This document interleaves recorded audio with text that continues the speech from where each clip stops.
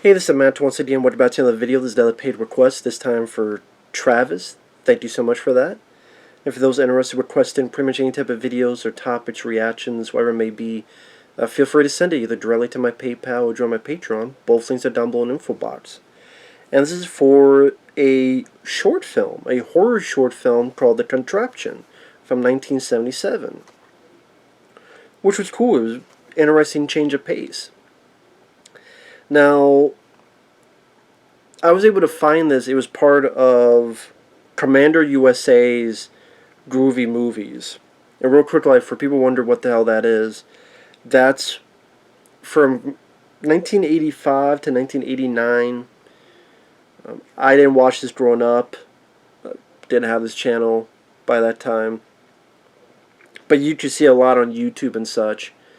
In that span, kind of like a more kid-friendly Joe Bob Briggs.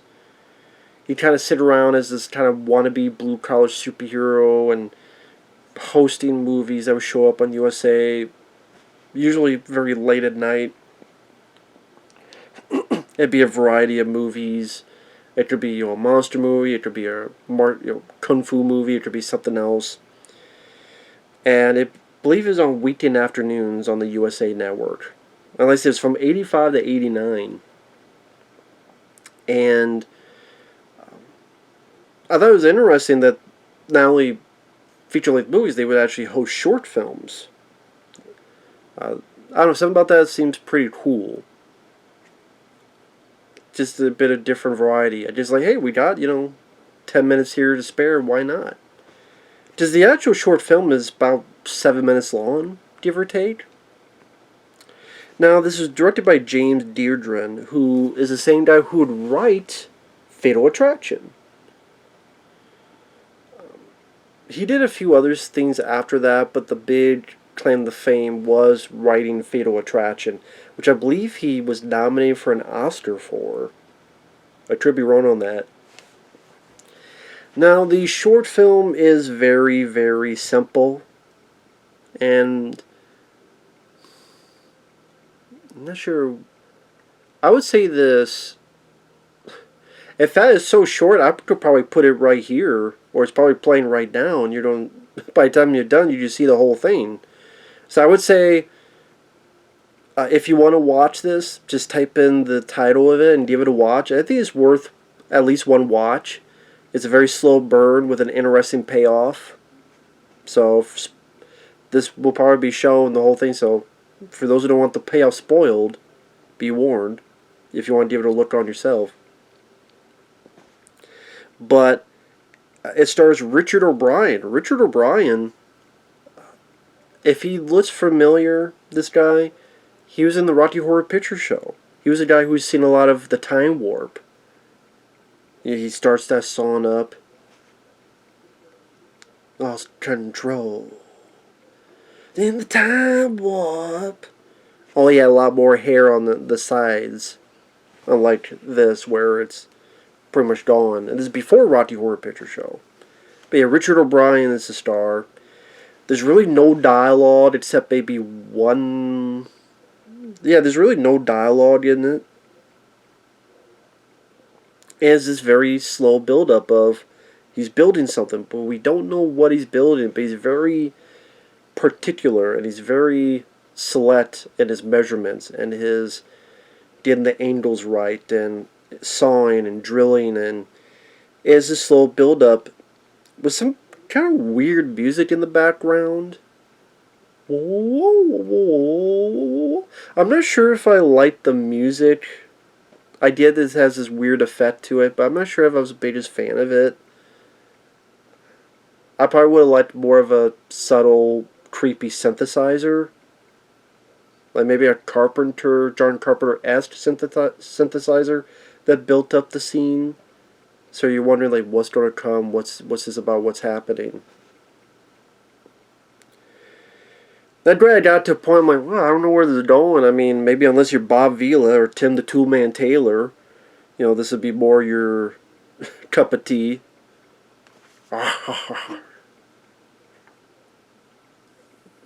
It's tool time. I'm Tim the Toolman Taylor. What about you? But it has a nice use of angles. Interesting that there's really no dialogue. I mean, the main character doesn't say a single word. And spoilers, it culminates in when you see the final result. It was like, oh shit, okay. Like that's what I mean. It was an interesting result. It was a giant mousetrap. A mousetrap the size of a human. I'm thinking, what, is he going to use it on his wife? Is he going to try to get someone into this? But no, it's a very eccentric, intricate, different way of, spoilers, suicide. He's in a suit, he puts his head in. So he was this very particular, specific, and planning his own suicide. He wanted to come out perfectly, I guess. He puts his head down, snaps, breaks his neck. And like the one line of dialogue is you hear from the wife or such upstairs saying, you know, all the men in the world, I married a bloody mouse.